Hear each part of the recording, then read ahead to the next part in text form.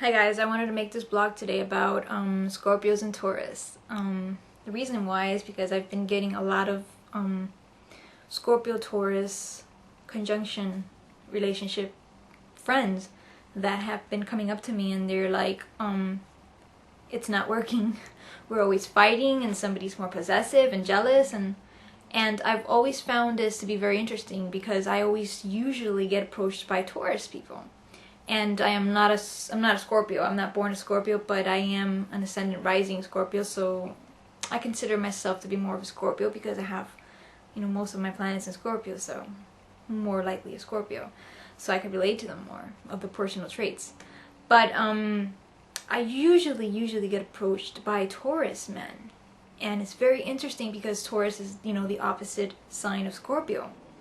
And I always wondered, why would they be interested in me? Because why would, I don't really see the, the chemistry. I don't really see what's similar, it's more of like a opposing force, more of a repelling force. So it kind of confused me. So I started to study other people because apparently this is the energy that was thrown at me, the kind of people that I was attracting, people with the same situations. So I started to analyze, and what I came across was that Taurus, as we know, it's a sign of sensuality, of beauty, and of possessiveness, and they have a lot of patience. They're really good with patience, though sometimes they overdo the patience, and they do come across as boring sometimes. And for a Scorpion, when you bore a Scorpion, that's like the worst thing that could possibly happen to a Scorpion, because Scorpions like, mystery and suspense and that kind of stuff. And if you're going to bore them, you're going to totally repel these people. So, for example, the Tauran men that have come up to me as Scorpio women, I have totally felt repelled because I don't see where the mystery is. And they're not mysterious, although they could be, because maybe somebody could have, a strong ascendant on Scorpio, or could have a lot of planets in Scorpio and be a Taurus. But speaking of Taurus, it's complicated because you really don't know what that person likes about you, and you start to feel like they're superficial, and they are and they're not. I mean, they could be superficial in one way and not superficial in the other. For one thing, they're very hard workers. For what I've known in my life, all the Taurus have been, very hard workers, and they're very persistent. That's for one thing. And they love beauty. They love anything that represents, femininity and beauty and stuff. And when they see a feminine woman, a Taurus man, that's, attractive, they totally fall for that, and they fail to see anything beyond that, which, as where a Scorpion doesn't fall for physical traits.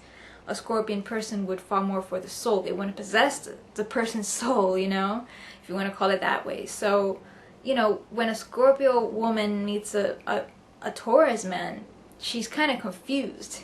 And she's like, but why is he saying this?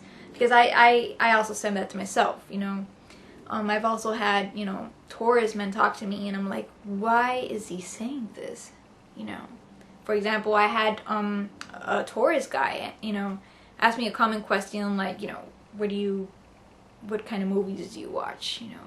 Trying to strike conversation with me, what do you like to do for fun? And to me, I don't really find that kind of conversation, getting anywhere for a Scorpion person. It's not some sort of mystery that I would say, well, yeah, I like to watch these kind of movies, and, well, yeah, it doesn't appeal to me, it's not some way to court a person that is a Scorpio, but they will court a person like that. They would flatter the person, and they would say, oh, you're so beautiful, or this or that, but they don't understand that, courting a Scorpion person, it takes more than, the physical. It's more of an internal process.